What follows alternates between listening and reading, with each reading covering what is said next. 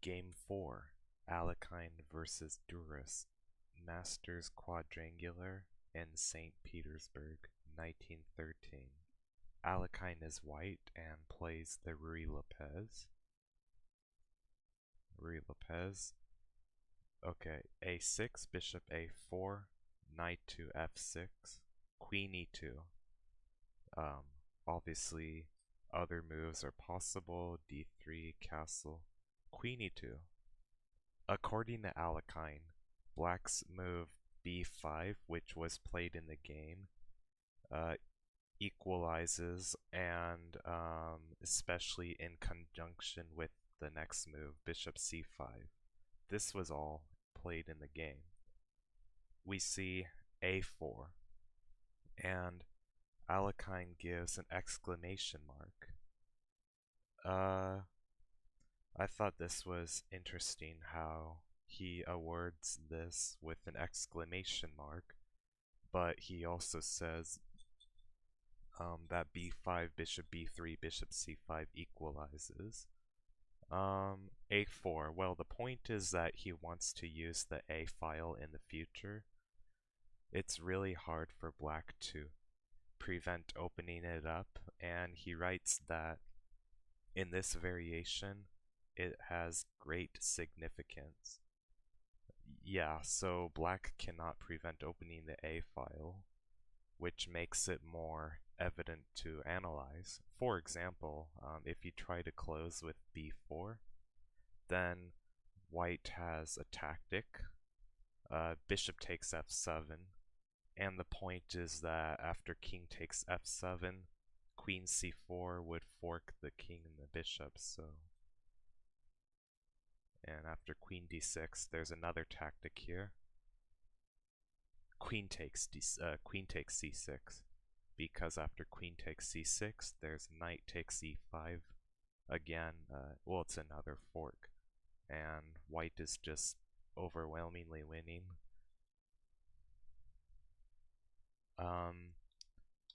That's why not b4, but black played instead rook b8. Now this tactic's impossible because b5 is covering the c4 square.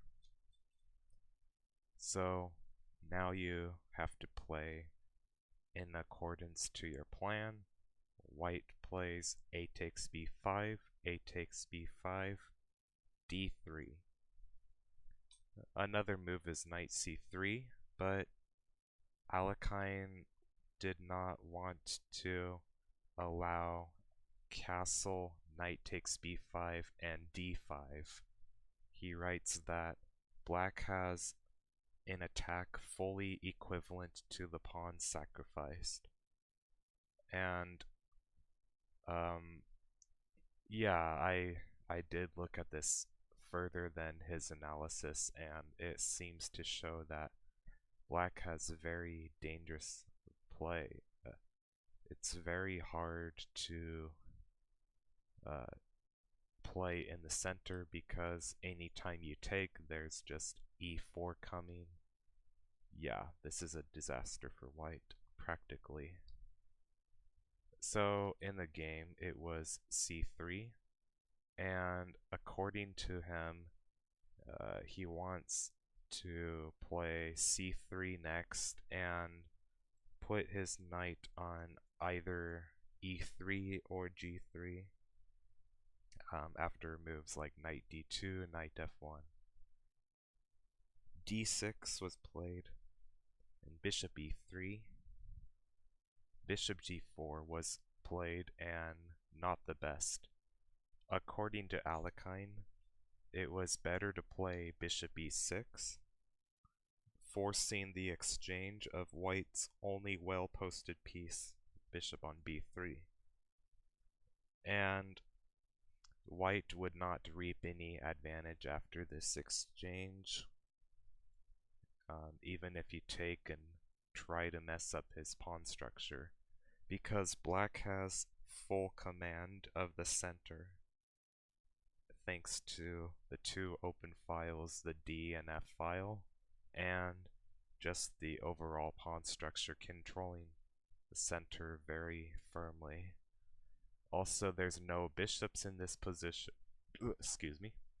There's no bishops in this position, so the nature is more dynamic than static. So the pawn structure being ruined doesn't matter in this situation. Black has very dynamic benefits that, yeah. So bishop g4, h3, bishop h5. Again, not the best. Better to play bishop e6, and then we see the same ideas basically where black is doing well. Bishop h5 and knight bd2, castle, castle, knight to d4. This exchange offer is premature and gives white a distinct positional advantage. Better would be queen e7 with idea knight d8, knight e6. But black would still have an inferior game. Knight d4, how does Alekhine get a positional advantage? Let's see. He plays an interesting move, bishop takes d4, and now bishop takes f3 is forced, because after e takes d4, there is a powerful idea g4, bishop g6, and knight to h4, followed by f4. Likewise, we see the same kind of idea after bishop takes d4, only then maybe it's now even stronger. So g4, bishop g6, and now knight takes d4, e takes d4, f4. White is strategically won because he's going to shut down the bishop and I guess the knight.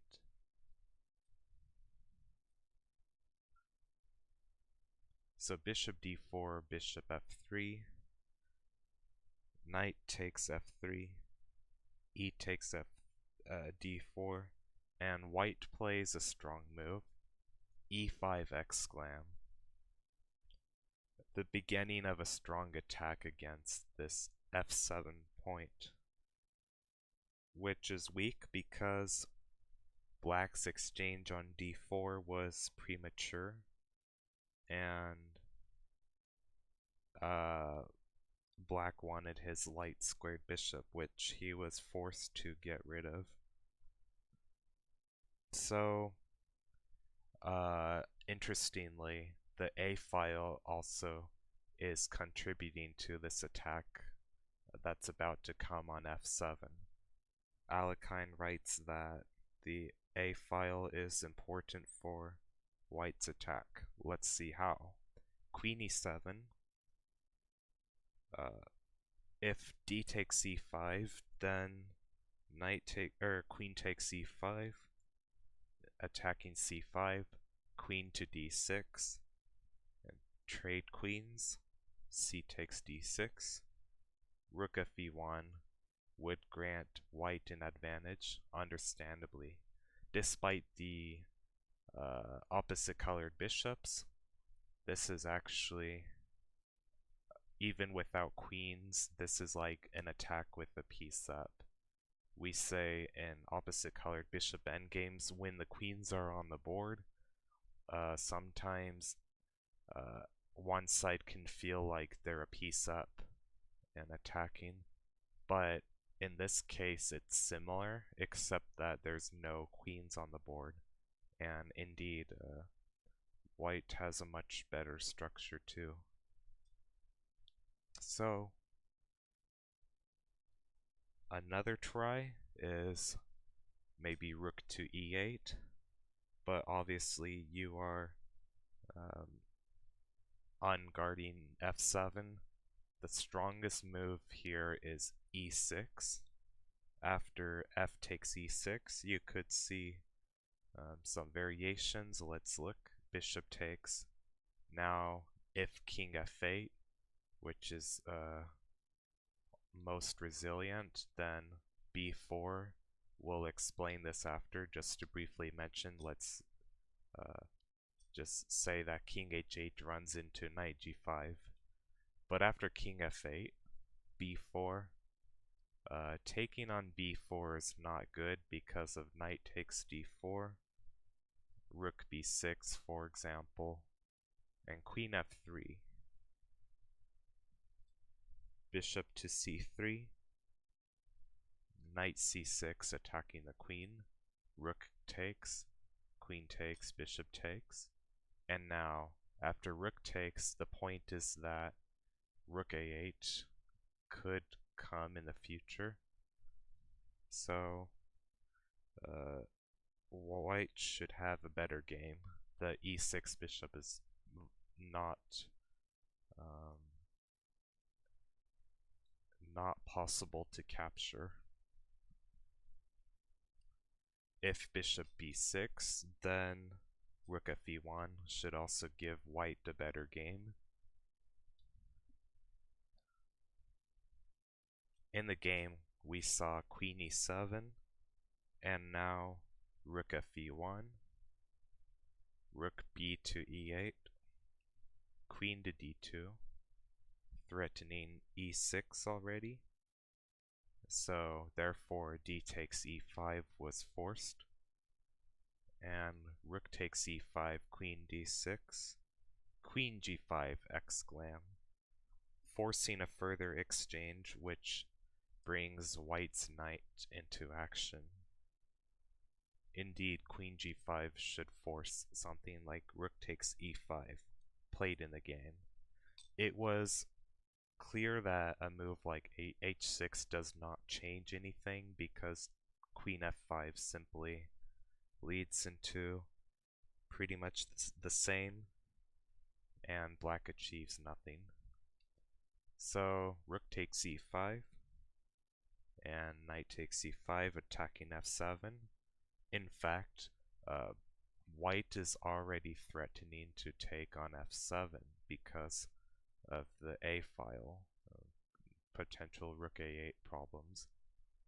We see queen to b6, which parries knight takes f7 a little bit. If knight to d7, then this would run into knight takes f7, rook takes f7, rook to a8,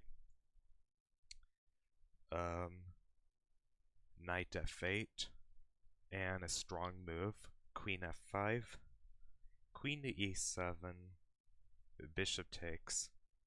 Alekhine foresaw all of this, queen takes f7, and queen takes c5. Yeah, the hanging piece on c5 was a pretty common tactical theme throughout the whole game. Actually, this variation is not even necessary. You can already just take on d7, winning a piece, as queen takes d7, queen takes c5 is just good. Just as good. So it was queen to b6, removing the immediate threat of knight takes f7 because queen f5 would be an insufficient way to prepare the sacrifice, since black could simply play g6 and king g7. So in this position, just g6 followed by king g7 is holding everything together here. So like queen to f5, so knight takes f7 is a problem because it also hits the d6 queen, And so that's kind of the point of moving to b6, is avoiding the fact that the knight on f7 would hit d6. So in the game, white played a very strong move, g4, one of the most important moves in the game. According to Alekhine, this hidden preparation of the knight sacrifice wins at once. Black is compelled to make a reply, which will render his position still more precarious. Bishop d6 was played in the game. If g6, then queen h6 is good, threatening both knight takes f7 and rook to a8. What else can he do? If bishop e7, then knight d7 in this case is pretty good, as knight takes and queen takes gives, just say queen d6, queen takes d6, c takes d6, rook a5, rook b8 is just leading into a winning endgame, just rook a7, rook d8, and rook b7. And so that's why both knight d7 and g6, or bishop e7 and g6 don't work. So he tried bishop d6. But now white can sacrifice. Knight takes f7, exclam. Rook takes f7, queen to f5, exclam. It is in conjunction with the move g4, because there's some ideas with g5 exploiting the pin, like after a capture on f7 especially. And he's also wanting to close in with queen to e6. It's a very strong threat. So both queen e6 and bishop takes f7, king takes f7, and g5 are serious threats, and it's impossible to stop both. g6 was in the game. If queen to c6, then you can just play g5 already, queen d7, and bishop takes f7, because queen takes f7 runs into g takes f6, of course, and so better is king takes f7, still hitting the queen. But now white has queen to f3, and now black has no way to trade off the queens like in time to save the piece on f6, so white is winning.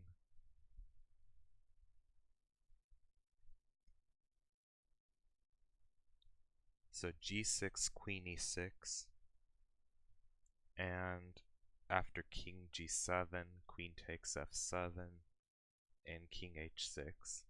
Can you find the finishing move that made black resign? It's a very quiet move. Bishop e6, kind of hard to see. But I guess that the idea is to play, in the future, play h4 without letting the g4 pawn hang. Excuse me, hiccup. So, white is going to take on f6, and then, well, I mean, black had no defense anyway. And g4 is covered very nicely. So white has an overwhelming mating attack, and yeah, black was right to resign. I hope this helps, and I will be continuing the videos I will be continuing the series and making the next videos.